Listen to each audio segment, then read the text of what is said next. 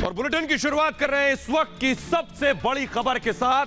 आपको बता दें कि महाराष्ट्र में मिनी लॉकडाउन लग चुका है और हमारे साथ सीधे लाइव जुड़ रहे हैं महाराष्ट्र के डीजीपी संजय पांडे। संजय पांडे जी आपके पास आएंगे, लेकिन इस बीच बड़ी खबर दर्शकों को बता दें। बड़ी खबर यह है कि पूरे महाराष्ट्र में आंशिक लॉकडाउन हो चुका है, आंशिक कर्फ्यू हो चुका है। महाराष्ट्र में कर्फ्यू लग गया। बड़ी खबर दर्शकों को हम इस वक्त बता रहे हैं, रात 8 बजे से सब कुछ बंद हो गया है, यानी 1 घंटे पहले महाराष्ट्र में सब कुछ बंद हो चुका है। 30 अप्रैल तक, जी हां 30 अप्रैल तक ये कर्फ्यू जारी रहेगा। और तस्वीरें हम आपको गेटवे ऑफ इंडिया की दिखा रहे हैं। देखिए जरा, गेटवे ऑफ इंडिया पर सब कुछ बंद हो गया है, सुनसान। मरीन ड्राइव की तस्वीरें, ट्राइडेंट होटल के सामने की तस्वीरें हम आपको दिखा रहे हैं। सब कुछ महाराष्ट्र में बंद हो चुका है क्योंकि लॉकडाउन लग गया है महाराष्ट्र में। हमारे साथ मुंबई से सीधे हमारे 2 सहयोगी जुड़ रहे हैं। हमारे साथ खुद संजय पांडे जुड़ रहे हैं, तस्वीरें हम आपको दिखाएं। महाराष्ट्र के खुद डीजीपी लाइव हमारे साथ जुड़ रहे हैं।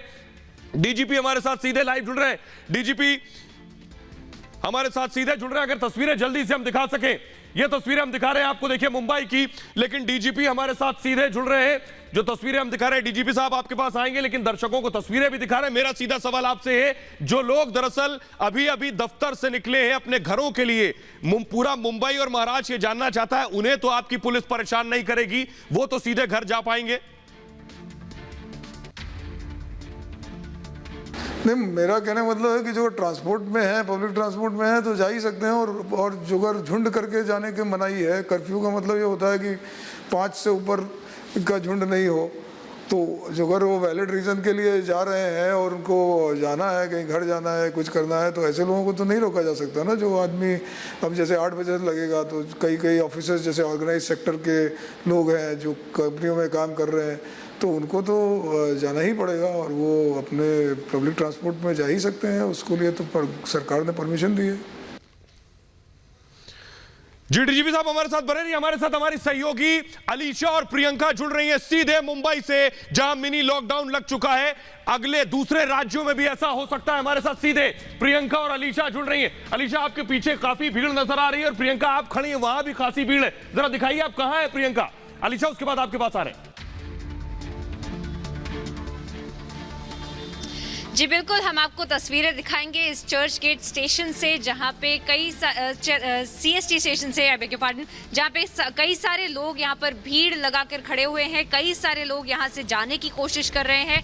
कल से जब ये अनाउंसमेंट हुआ था, उद्धव ठाकरे ने अनाउंसमेंट किया था कि मिनी लॉकडाउन या जनता कर्फ्यू जिसको कहा जा रहा था, उसको लागू किया जाएगा। तो उसी बीच कई सारे लोग यहाँ पर कियोस हो रहा था, कई सारे रेलवे स्टेशन पे से निकलने की कोशिश कर रहे थे। यहाँ भी आप देख सकते हैं कि लंबी लंबी लाइनें लगी हुई हैं, कई सारे लोग यहाँ पर बैठे हुए हैं। उन सब से भी बात करने की कोशिश करेंगे, पर कई सारे लोग ने, हम देख भी रहे हैं कि रुमाल बांधा है, मास्क ज्यादा नहीं पहना है, सोशल डिस्टेंसिंग यहाँ पे हमको ज्यादा देखने नहीं मिल रही है। कई सारी लाइन लगी हुई है। बहुत सारे लोग यहाँ से मुंबई से निकलने की कोशिश कर रहे हैं, क्योंकि एक मिनी लॉकडाउन, जैसा कि आपने कहा, एक मिनी लॉकडाउन जरूर यहाँ पर लागू कर दिया गया है। बड़ी लंबी लाइन है, हमें दिखाई दे रहा है प्रियंका, ये लंबी लाइन है। भागदौड़ मच रही है। आपके पास आएंगे प्रियंका, अलीशा आपके पास आएंगे, लेकिन उससे पहले दर्शकों को जल्दी से बता दें कि अगर आप महाराष्ट्र में रहते हैं, क्योंकि सिर्फ महाराष्ट्र नहीं, अगला राज्य आपका भी हो सकता है, अगर महाराष्ट्र में रहते हैं तो क्या क्या बंद हो गया है पिछले 1 घंटे से। दुकानें, मॉल, शॉपिंग सेंटर बंद हो गए हैं। बड़ी खबर ये, स्पा, सैलून, ब्यूटी पार्लर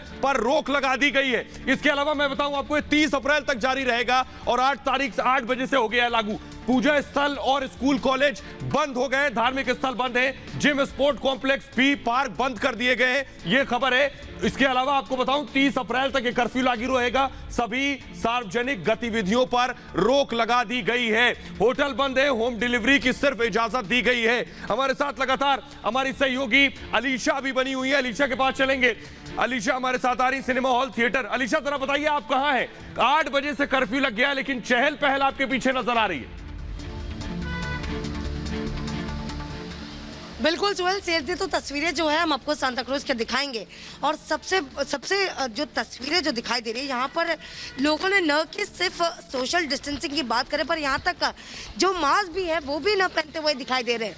देखिए यहाँ पर लोग जो मौजूद है, ये सांता क्रूज का इलाका है, जहाँ पर 8 बजे के बाद जहाँ पर बताया गया है कि जनता के लिए तब तक मूवमेंट कंपलसरी नहीं है जब तक ना हो।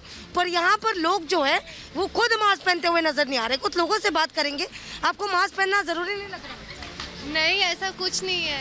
आपने मास्क नहीं पहना है, लगातार मुख्यमंत्री उद्धव ठाकरे कह रहे हैं, आप मास्क नहीं पहन रहे हो। नहीं पहन रही हूँ मास्क। तो देखा इस तरीके का रवैया जहां तक लोगों तक दिखाई दे रहा है। एक तरफ जी। जनता कर्फ्यू को लेकर, मिनी लॉकडाउन को लेकर बातचीत की जा रही थी, लेकिन अब देख रहे हैं कि जो लोगों का रवैया है यहाँ पर जी, मास्क जी, हम पहनने देख को रहे हैं, लेकर भी हम कहीं देख ना रहे हैं, कहीं लीचा। तकलीफ यहाँ पर दिखाई जी। दे रही है। यानी मुंबई में 9,000 से ज्यादा केसेस जी, दिखाई जी। दे रहे हैं। बेशक, उसके बेशक। बावजूद लोगों को ये नहीं समझ में आ रहा है कि मास्क पहनना इस समय जो है सबसे ज्यादा important है, डेंजर लेकिन उसके जोन में बावजूद मुंबई। एक आप दोनों का लापरवाही जो बहुत है, बहुत शुक्रिया। आप दोनों ही अपना ख्याल रखिए। तस्वीरें हम देख रहे हैं, जो आप देख रहे थे कि हालात बद से बदतर हो रहे हैं, उसके बावजूद लोग मास्क नहीं लगा रहे। हमारे साथ सीधे महाराष्ट्र के डीजीपी संजय पांडे लगातार बने हुए हैं, उनसे सीधा सवाल लेते हैं। संजय पांडे जी, आपने कर्फ्यू तो लगा दिया, लेकिन ये बताइए, जो लोग महाराष्ट्र के आपको देख रहे हैं, जरूरी चीजें उन तक कैसे पहुंचेंगी? होम डिलीवरी तो हमने सब जगह अलाउ की है, खाना पीना तो मुहैया हो ही जाएगा। सारा ई कॉमर्स की जितनी भी कंपनियां हैं, आपके बड़ी बड़ी कंपनियां, वो सारी आपके घर तक सामान पहुंचा सकेंगी। अब मतलब हमने सबसे बड़ा शासन ने इस बार यही सोचा है कि भाई लोगों को दिक्कत नहीं हो। जिस तरीके से मतलब सिटीजन्स को पिछली बार जो पिछली बार प्रॉब्लम हुई थी कि भाई सब्जी नहीं मिल रही है, हम कहीं निकल में नहीं पा रहे हैं, इस पे बढ़ रहा आगे अगला सवाल भी लेते हैं। मतलब कुछ था लेकिन ट्रेन नहीं थी, तो वो सब चीज़ें हमने देख के इस बार लोगों की सहूलियत के लिए सब चालू रखा है। और इसमें ये लोगों के लिए किया जा रहा है, और इसमें प्रश्न ज़रूर लोग पूछ रहे हैं कि भाई हमारा क्या होगा, लेकिन मैं उनको सबको आपके चैनल के थ्रू बताना चाहता हूँ कि देखिए हमारा उद्देश्य आप लोगों को सुरक्षित रखना है। आप हमारा सहकार करिए। ऐसा तो नहीं है जैसे पहले था कि आप खुलेआम जाके जूहू चौपाटी में बैठ जाएंगे, लेकिन पार्क में चले जाएंगे, वो रिस्ट्रिक्शंस हैं। लेकिन आप अपने एसेंशियल काम के लिए जो अगर निकले हैं कि इमरजेंसी है, उसके लिए हमारा आपको पूरा सहकार्य है। जी, डीजीपी साहब हमारे साथ बने रहिए, आपके पास आएंगे, लेकिन जरा दर्शकों को जल्दी से पूरे महाराष्ट्र की तस्वीर दिखा दे। महाराष्ट्र के बड़े जिले, हालात क्या है, जरा देखिए आपके सामने हम आपको दिखा रहे हैं। देखिए जरा पुणे के हालात क्या हैं। पुणे के हालात हम आपको दिखा रहे हैं। 10,122 मामले पुणे के हैं। इसके अलावा मैं आपको दिखाऊं, मुंबई में 9,925 24 घंटे के ये मामले हैं, लगातार बढ़ रहे हैं। नागपुर में 6,826 मामले सामने आए। यही वजह है कि लॉकडाउन जैसी स्थिति पैदा हुई, इसलिए मिनी लॉकडाउन लगाया गया। नासिक में 3,343 मामले अब तक सामने आ चुके हैं। ये हालात जो आप देख रहे हैं, उससे आपको साफ पता चल रहा है कि हालात कैसे लगातार बिगड़ रहे हैं। डीजीपी से आखिरी सवाल हम ले रहे हैं, उसके बाद हम आपको बाकी खबरों की तरफ ले चलेंगे। डीजीपी साहब, आखिरी सवाल ये कि बहुत से लोग उत्तर प्रदेश और बिहार के हैं जो महाराष्ट्र में रहते हैं, रोजगार के लिए पहुंचे। अब आपने सब बंद कर दिया है, तो लोग अब पलायन करना शुरू करेंगे, वहां से अपने राज्यों को भागेंगे और पिछले लॉकडाउन जैसे हालात पैदा होंगे। जहाँ तक पलायन की परिस्थिति है, आदमी की मनस्थिति तो हम नहीं चेंज कर पाएंगे। जिसको जाना है वो तो जाएगा ही, और मेरे ख्याल से ट्रेन भी चालू है। जब ट्रेन मिलेगी उस ट्रेन से जाएं। हमारी गुजारिश उनसे यही है कि भाई झुंड मत करें। झुंड करने में उनकी प्रॉब्लम है, उनको कल को कोरोना होगा, उनके घर वालों को इश्यू हो जाएगा। तो एक स्टेशंस पर बिना बात के लिए आप क्राउडिंग ना करें, एक समूह में मत जाएं, थोड़ा दूर दूर डिस्टेंसिंग करके जाएं। और फिर जो अगर लॉ एंड ऑर्डर का प्रश्न निर्माण होता है, कहीं ज़्यादा ही इस तरह की बात हुई, बहुत ही ज़्यादा जब सिचुएशन ख़राब हो जाए, तभी आप फोर्स का यूज़ करें। हमने उनको रेस्ट्रेंट तरीके से बिहेव करने के लिए कहा है, और आपको इसका नज़रिया बहुत जल्द सामने दिखेगा कि हम पुलिस वाले आपको मदद करने के लिए आपके साथ खड़े होकर आप और हम मिलकर इसका सामना करेंगे। ये हमारा ध्येय है। और ये भारत की बात है। इस बीच बड़ी खबर आ रही है, आपको बता दें कि महाराष्ट्र के पूर्व गृह मंत्री अनिल देशमुख से घंटों से पूछताछ सीबीआई कर रही थी। डीआरडीओ में पूछताछ हो रही थी अनिल देशमुख से, और पूछताछ खत्म हो गई है। बड़ी खबर यह है, 11 घंटे से ज्यादा पूछताछ हुई है महाराष्ट्र के पूर्व गृह मंत्री अनिल देशमुख से। वसूली कांड में अनिल देशमुख से सवाल जवाब किए गए, और लगभग 11 घंटे से ज्यादा पूछताछ होने के बाद अब अनिल देशमुख डीआरडीओ ऑफिस से निकले हैं। लंबी लिस्ट है अनिल देशमुख से सवालों की। तस्वीरें रिपब्लिक पे आपके सामने तस्वीरें हैं। अनिल देशमुख को आप देख रहे हैं, देखिए डीआरडीओ गेस्ट हाउस से अनिल देशमुख निकले हैं, उनसे सवाल किए। 11 घंटे से ज्यादा सीबीआई ने सवाल किए। अनिल देशमुख की गाड़ी निकल रही, देखिए डीआरडीओ का गेट खुला, ठीक सामने सामने, अपनी गाड़ी में ठीक सामने आपको अनिल देशमुख नजर आ रहे हैं। देशमुख निकल रहे हैं डीआरडीओ में। 11 घंटे सीबीआई ने सवाल जवाब किए हैं। वसूली से जुड़े सवाल देशमुख से किए गए हैं कि आखिर 100 करोड़ वसूली पर उनका क्या कहना है। देशमुख से पूछा गया कि क्या वाजे आपके पास आया था, आपने बुलाया था, वाजे आपको रिपोर्ट कर रहा था। देशमुख से 11 घंटे तक सीबीआई ने उन्हें ग्रिल किया है। सीबीआई ने देशमुख से सवाल जवाब किए हैं 11 घंटे तक।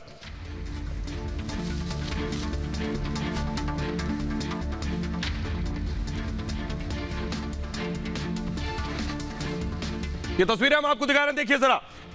महाराष्ट्र के पूर्व गृह मंत्री अनिल देशमुख, वसूली का आरोप लगा उनके ऊपर, अभी अभी गाड़ी से निकल रहे हैं। तस्वीरें आपके सामने।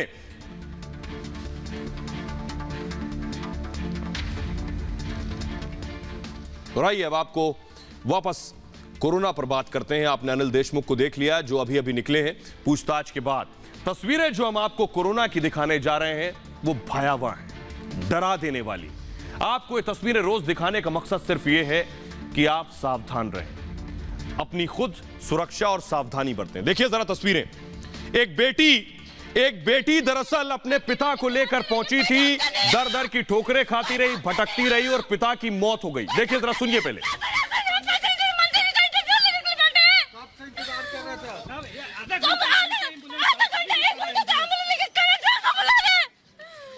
क्या चलिए यहीं पे मरे हैं तड़प तड़प के।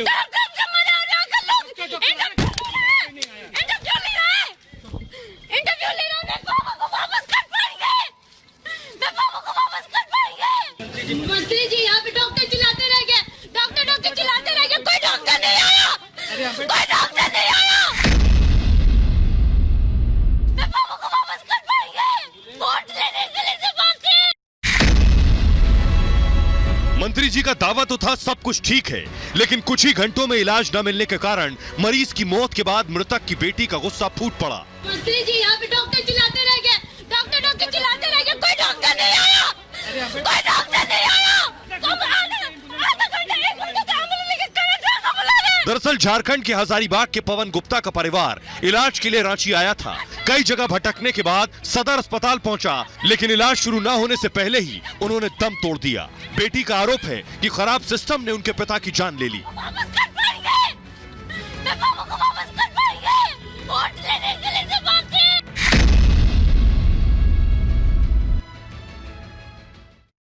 डॉक्टर चिल्लाते रह गए, कोई डॉक्टर नहीं आया, कोई डॉक्टर नहीं आया, कोई डॉक्टर नहीं आया। क्या मंत्री का इंटरव्यू लेने के लिए बैठे हैं। आधा घंटा 1 घंटे से एम्बुलेंस लेके कहाँ बुला रहे हैं। क्या चलिए क्यों चले? यहाँ का अर्थव्यवस्था इतना खराब है, यहीं पे मरे हैं तड़प तड़प के। तड़प के मरे और यहाँ के लोग इंटरव्यू ले रहे हैं। तो आपने देखा लोगों का हाल क्या है।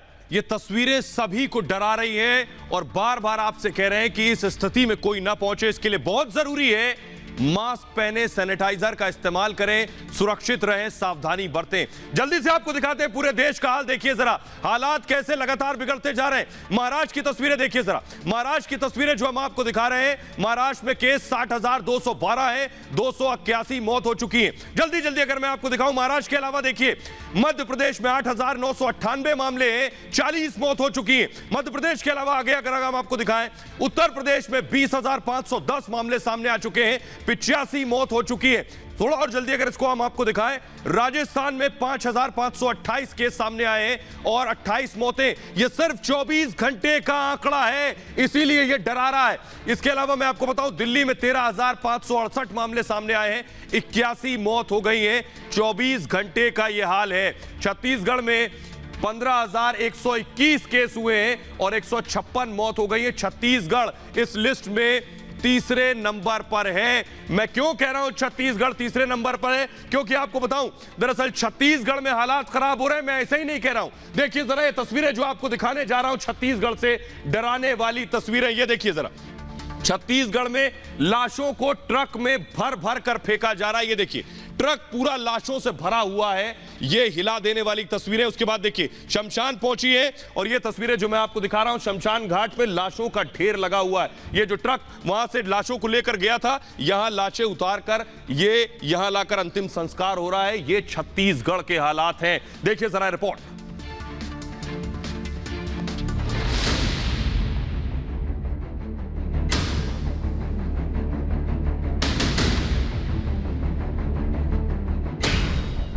तस्वीरें डराने वाली हैं। देखिए कैसे एक ट्रक से शमशान घाट में लाशों को उतारा जा रहा है। एक दो नहीं बल्कि एक वक्त में 10 से ज्यादा शवों को ट्रक से उतारकर शमशान में दाह संस्कार के लिए लाया गया। एम्बुलेंस की इतनी कमी हो गई है कि अभी ट्रक्स में ऐसे ही लोड किया जा रहा है। दिल खपा देने वाली ये तस्वीरें रायपुर के शमशान घाट की हैं, जहां अंबेडकर अस्पताल से शवों को एक ट्रक में लाद कर शमशान घाट लाया गया। अब जरा इन तस्वीरों को देखिए, एक के बाद एक कैसे इन लाशों का अंतिम संस्कार किया जा रहा है। ना तो कोई करीबी इनके साथ मौजूद है, ना ही परिवार का कोई सदस्य। गिनती करते करते आप थक सकते हैं, लेकिन शवों की संख्या कम नहीं हो रही।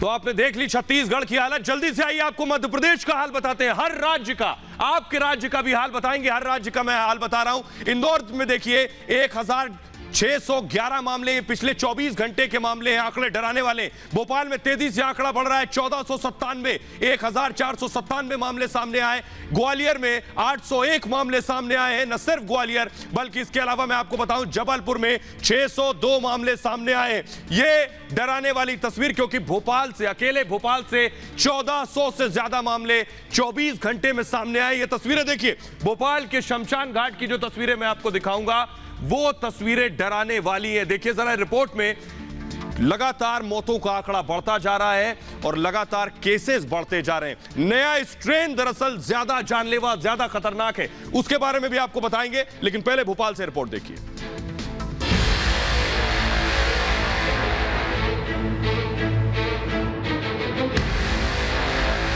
कोरोना के खौफ की यह तस्वीर मध्य प्रदेश की राजधानी भोपाल की है। मध्य प्रदेश में कोरोना की दूसरी लहर में हालात भयावह होते जा रहे हैं। शमशान घाटों पर शवों की कतार लगी हुई है। शवों के अंतिम संस्कार के लिए पीड़ित के परिवार को घंटों इंतजार करना पड़ रहा है। कल भोपाल के भदभदा घाट पर 47 शवों का अंतिम संस्कार किया गया। मध्य प्रदेश में कोरोना महामारी का प्रकोप बढ़ता जा रहा है। हालात ये हैं कि हॉस्पिटल से लेकर शमशान घाट तक सब कुछ फुल है और स्थिति और ज्यादा भयावह होती जा रही है। भाई अब आपको दिखाते हैं हालात कैसे हैं। देखिए जरा बद से बदतर हालात हो रहे हैं। सतारा की तस्वीरें आप खुद देखकर डर जाएंगे। अस्पताल में जगह नहीं है। ये देखिए महिला आपको दिख रही है, ये ऑटो रिक्शा है। ये ऑटो रिक्शा है और ऑटो रिक्शा में महिला ने ऑक्सीजन लगा रखी है। और ये बगल में देखिए जरा, ये ऑक्सीजन का सिलेंडर भी है बगल में। ये देखिए, ये ऑक्सीजन का सिलेंडर रखा हुआ है। ये महिला ने ऑटो में ही ऑक्सीजन लगा रखी है। हालात आप समझ सकते हैं क्या स्थिति बन गई है। न सिर्फ ये तस्वीर देखिए आपने, भोपाल की स्थिति मैंने आपको दिखाई, ये सतारा की तस्वीर दिखा रहे हैं। अस्पताल में जगह नहीं तो ऑटो में ऑक्सीजन लेनी पड़ रही। लेकिन आपको दिखाते हैं कैसे एक नेता, एक बीजेपी का नेता इस स्थिति में, इस हालत में भी कैसे अपना जन्मदिन मना रहा है भीड़ के साथ। देखिए जरा तस्वीरें, ये देखिए, ये नेताजी अपना जन्मदिन मना रहे हैं, खुद अपने आप को तौलवा रहे हैं। जरा फुल फ्रेम स्क्रीन पे दिखाएं तस्वीरें, देखिए जरा, ये देखिए कैसे हालात बने हुए हैं। ये देखिए नेताजी का जन्मदिन, नेताजी का बर्थडे मन रहा है। जितने गरीब है सब याद करते हैं मालिक।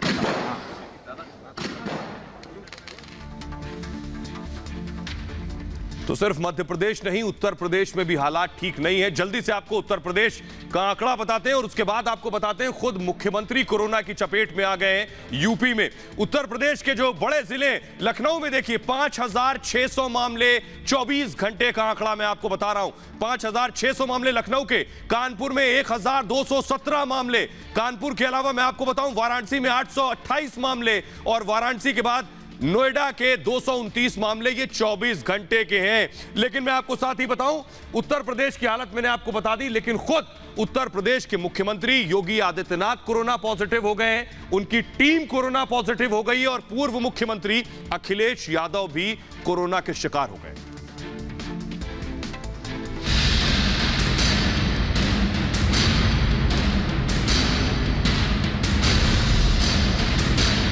योगी आदित्यनाथ को कोरोना, मंत्री और कई अफसर भी पॉजिटिव। अखिलेश यादव को भी हुआ कोरोना। कोरोना की पॉजिटिव रिपोर्ट आने के बाद मुख्यमंत्री योगी आदित्यनाथ ने खुद को आइसोलेशन में कर लिया है। योगी ने ट्वीट कर खुद इस बात की जानकारी दी, मैंने कोविड की जांच कराई और मेरी रिपोर्ट पॉजिटिव आई है, मैं सेल्फ आइसोलेशन में हूं। योगी आदित्यनाथ चंद दिनों पहले ही बंगाल के जलपाईगुड़ी से रैली कर लौटे थे। पिछले हफ्ते उन्होंने दार्जिलिंग में भी रैली की थी। योगी आदित्यनाथ के अलावा मंत्री आशुतोष टंडन, प्रमुख सचिव एसपी गोयल, योगी के सचिव अमित सिंह और ओएसडी अभिषेक कौशिक भी कोरोना की चपेट में आ चुके हैं। लेकिन ये तस्वीरें और भी डराने वाली हैं। 2 दिन पहले अखिलेश यादव हरिद्वार गए थे, कई साधु संतों के साथ मुलाकात भी की थी। अब खबर है कि अखिलेश यादव भी कोरोना पॉजिटिव है।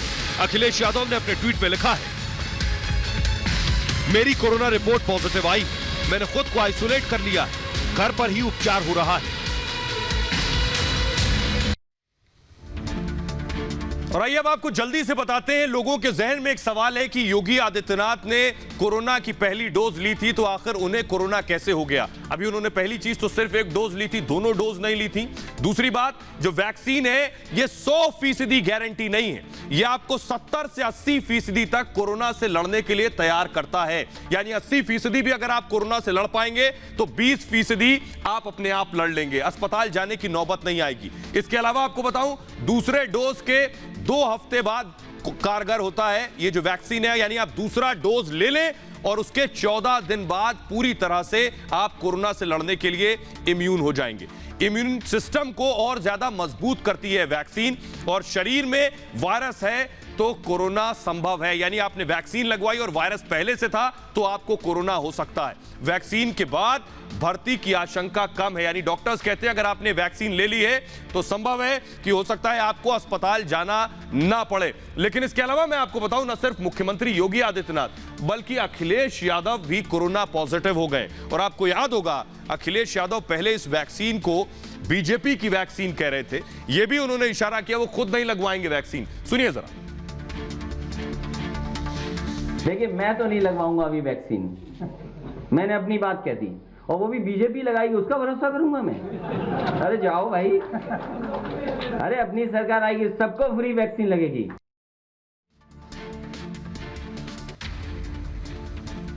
तो ये जो तस्वीरें हमने आपको दिखाई, जो अखिलेश यादव को आपने सुना, जल्दी से आपको बता देते हैं न सिर्फ योगी आदित्यनाथ और अखिलेश यादव बल्कि बड़े बड़े दिग्गजों को कोरोना हो गया। मैं ये कहना चाह रहा हूं इसलिए कि जब ये दिग्गज नहीं बचे कोरोना के शिकार होने से तो हम और आप क्या हैं। इसमें अक्षय कुमार, जल्दी से अगर मैं आपको दिखाऊं कौन कौन से चेहरे हैं, अक्षय कुमार, रणबीर कपूर इस लिस्ट में है, आलिया भट्ट को कोरोना हो चुका है, आलिया भट्ट के अलावा कटरीना कैफ कोरोना की शिकार हो चुकी है, सचिन तेंदुलकर कोरोना की चपेट में आ चुके हैं, इरफान पठान को कोरोना हो गया था, उनके भाई यूसुफ को भी हो गया था, शिवराज सिंह चौहान कोरोना के शिकार हो चुके हैं और मनोहर लाल खट्टर को भी कोरोना हो गया था। यानी बड़े बड़े दिग्गज, फारूक अब्दुल्ला को भी कोरोना हो गया था। तो ये कोरोना जब खास लोगों को, ज्योतिरादित्य सिंधिया को भी कोरोना हो गया था, जब खास लोगों को नहीं बख्श रहा है तो सोचिए आम लोगों का क्या होगा। यही तस्वीर पटना से आई सामने। पटना के एनएमसीएच में दरअसल खुद स्वास्थ्य मंत्री मंगल पांडे पहुंचे थे, उनके सामने एक शख्स की जान चली गई और परिवार का रो रो कर बुरा हाल है और परिवार ने सीधे सीधे मंत्री जी पर हमला किया। देखिए जरा रिपोर्ट।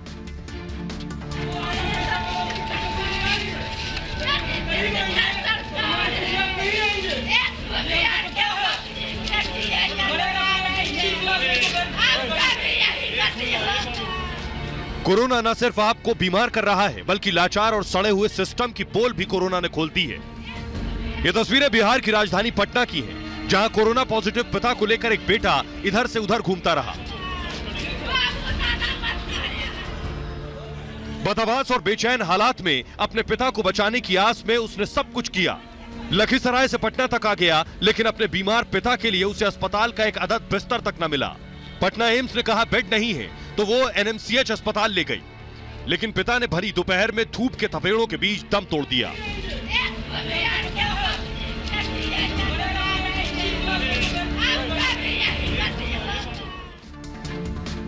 हालात बहुत खराब है। जल्दी से आपको बताते हैं गुजरात की स्थिति क्या है, क्योंकि गुजरात की तस्वीरें कल भी हमने आपको दिखाई थी। अहमदाबाद में 2228 मामले पिछले 24 घंटे में सामने आए हैं। सूरत में 1441 मामले सामने आए हैं। इसके अलावा आपको बताएं राजकोट में 616 मामले, ये सिर्फ 24 घंटे के। वडोदरा में 377 मामले सामने आए हैं। लगातार स्थिति जिस तरह से बिगड़ रही है, बता रही है। आपको दिखाते हैं कि आखिर बाकी राज्यों में क्या क्या कदम उठाए गए हैं। कहीं परीक्षा रद्द कर दी गई है, कहीं नाइट कर्फ्यू लगाया गया है। देखिए जरा।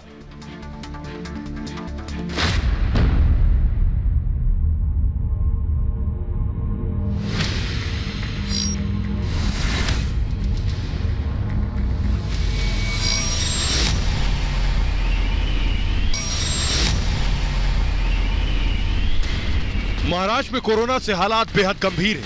महाराष्ट्र में दूसरी बार 60,000 से ज्यादा नए संक्रमित मरीज मिले हैं। नए मरीजों के मामले में महाराष्ट्र दुनिया में तीसरे नंबर पर है।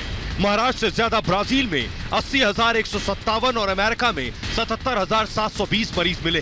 पूरी दुनिया के 8.1% नए मरीज सिर्फ महाराष्ट्र में मिले हैं। इसी वजह से महाराष्ट्र में लॉकडाउन जैसा कर्फ्यू लागू हो गया है।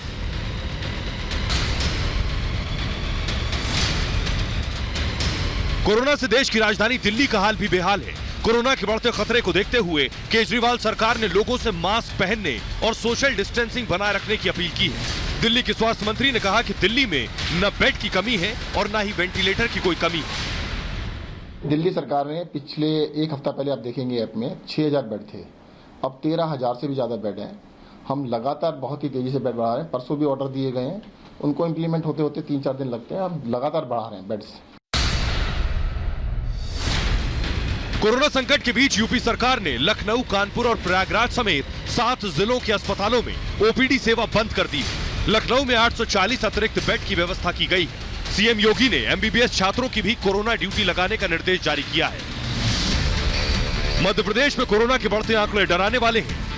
कोरोना के बढ़ते खतरे को देखते हुए भोपाल में 13 अप्रैल तक संपूर्ण लॉकडाउन लगा दिया गया है। सीएम शिवराज ने समीक्षा बैठक की। स्वास्थ्य मंत्री ने मौत के आंकड़े छिपाने के विपक्ष के आरोप को गलत बताया है।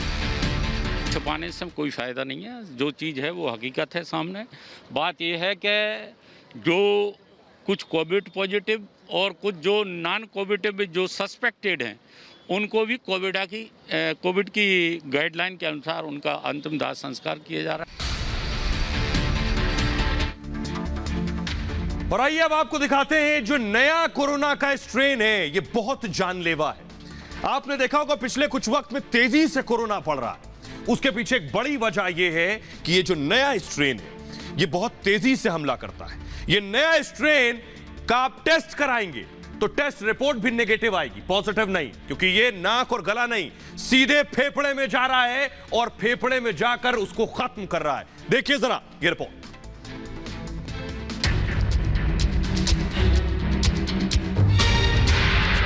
नया कोरोना वायरस इतना खतरनाक है कि पकड़ में आए बिना सीधे आपके फेफड़ों में पहुंच जाता है। कोरोना का नया स्ट्रेन नसों में ऑक्सीजन की सप्लाई कम कर देता है। फेफड़ों को पूरी तरह ऑक्सीजन नहीं मिलती, इससे फेफड़ों का आकार छोटा होने लगता है और सांस लेने की क्षमता भी कम होने लगती है और फेफड़ों में सूजन आ जाती है। ये एक मरीज के लिए गंभीर हालात होते हैं और ऐसे हालात में वेंटिलेटर की जरूरत पड़ने लगती है। अगर तबीयत संभल जाए तो बेहतर, वरना अगला पड़ाव मौत ही होता है। और आइए जल्दी से आपके लिए ये बहुत जरूरी खबर है, इससे जरूरी शायद कोई खबर नहीं हो सकती है। ये कैसे आपके फेफड़ों पर हमला करता है, देखिए जरा। आपके फेफड़ों पर कुछ इस तरह से हमला करेगा, फेफड़ों में सूजन होती। जैसे ही ये वायरस आपके फेफड़ों में जाएगा तो फेफड़ों में सूजन हो जाएगी और सूजन से निमोनिया हो जाएगा। इसके बाद मैं आपको बताऊं दूसरा क्या होता है कि ये खून को फेफड़ों में जमा देता है। यानी जैसे ही ये वायरस फेफड़ों में जाएगा तो अंदर खून जम जाएगा, और जब खून जम जाएगा तो ऑक्सीजन को खून में जाने नहीं देता और ये मौत का कारण बन जाता है। सुनिए जरा, आपको सुनाते हैं कि डॉक्टर्स क्या कुछ कह रहे हैं। इस नए स्ट्रेन के बारे में डॉक्टर खुद आगाह कर रहे हैं, सुनिए जरा। ये एक्सपेक्टेड था, ये स्ट्रेन पूरे वर्ल्ड में फैल रही है। यूके से ये स्ट्रेन इंडिया में 3 महीने बाद आनी थी और बॉम्बे से 1.5 या 2 महीने बाद में वही दिल्ली के अंदर में वेव आ रही है। इसमें कोई अनएक्सपेक्टेड नहीं है। 70% ज़्यादा कंटेजियस है। पिछली वेव में 1 लाख लोग आए थे, तो इस बार ही मिनिमम 1,70,000 आएंगे। पिछली वेव 2.5 महीने चली थी, और अगर ये वेव 2.5 महीने चले तो हमारे केसेस 3 से 4 लाख पर डे पहुँचेंगे। और आइए अब आपको जल्दी से बता देते हैं ये वायरस म्यूटेंट क्या है। दरअसल इस वायरस में म्यूटेशन हुआ है। बहुत ध्यान से सुनिएगा। वायरस खुद को लंबे समय तक प्रभावी रखने के लिए लगातार अपनी जेनेटिक संरचना को बदलता है। ठीक वैसे ही जैसे हम और आप अगर किसी दूसरे इलाके में चले जाते हैं तो हमारा शरीर क्या करता है, उस इलाके के हिसाब से खुद को तब्दील कर लेता है। उसी तरीके से एक वायरस भी खुद को जिंदा रखने के लिए एक जेनेटिक संरचना से गुजरता है। इसे ही जेनेटिक संरचना बदलने को म्यूटेशन कहा जाता है। अब आप बखूबी समझ सकते हैं। लेकिन अब एक डबल म्यूटेंट कहर बरपा रहा है। Double mutant. मार्च के आखिर में भारत के national centre for disease control ने नए वेरिएंट डबल म्यूटेंट की जानकारी दी। ये महाराष्ट्र, दिल्ली और पंजाब के लिए गए जो सैंपल यहां से लिए गए थे, इस वेरिएंट की पहचान की गई, इस डबल म्यूटेंट की। कोरोना वायरस को लेकर 3 शब्द, एक वेरिएंट, म्यूटेंट और स्ट्रेन, आपने काफी सुने होंगे। इसको ध्यान से सुनिए और समझिए, इनमें तकनीकी फर्क है। डुप्लीकेशन प्रक्रिया के दौरान जो डुप्लीकेशन होता है आरएनए वायरस, उसमें कुछ एरर दिखाते हैं। इनसे नए वायरस सामने आ जाते हैं और ये असल वायरस जैसे ही होते हैं, लेकिन बिल्कुल उनके जैसे सटीक नहीं होते हैं। आरएनए में इन एरर को ही, ये जो एरर है, इन्हें ही म्यूटेशन कहते हैं। और जिन वायरस में म्यूटेशन होता है उन्हें वेरिएंट कहते हैं। अगर कोई वेरिएंट उसके असल वायरस से हर मामले में अलग होता है तो उसे स्ट्रेन कहते हैं। यह आपके लिए समझने की जरूरत है। साथ ही आपको बताऊं, अगर आप टेस्ट कराएंगे, बहुत इंपॉर्टेंट चीज ये कि अगर आप टेस्ट कराएंगे तो बहुत से ऐसे लोग हैं जिनकी कोरोना रिपोर्ट पॉजिटिव नहीं, नेगेटिव आ रही, लेकिन वो कोरोना पॉजिटिव हैं। यही इस नए स्ट्रेन का खेल है। देखिए जरा।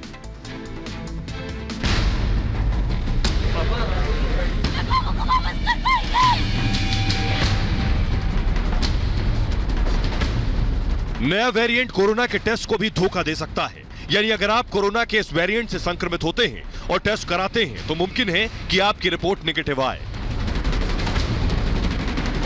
अब सवाल यह है कि अगर आरटीपीसीआर टेस्ट में भी कोरोना संक्रमित होने की पहचान नहीं हो पा रही है तो नए स्ट्रेन का पता आखिर कैसे चलेगा। दरअसल नया वेरिएंट सीधे फेफड़ों पर असर डाल रहा है। मुंह या नाक से सैंपल लेने से नेगेटिव रिपोर्ट आती है। नए स्ट्रेन का पता 2 जांच से चल सकता है। पहला, फेफड़ों का हाई रेजोल्यूशन सीटी स्कैन। दूसरा, ब्रोंको एल्वियोलर लेवेज यानी बीएल टेस्ट। देखिए, इस वक्त में हमारी कंट्री में अलग अलग टाइप्स के कोरोना फैले हुए हैं। एक है यूके वाला, दूसरा हमें फॉरगेट नहीं करना चाहिए, भारत में 484, 450 वाला डबल म्यूटेशन भी है। करीबन 30,000 केसेस ई जीन टारगेट फेलियर वाले भी केसेस हैं। बच्चों में, यंगर पॉपुलेशन में ये ज़्यादा होगा, खासकर 45 साल से कम लोगों के।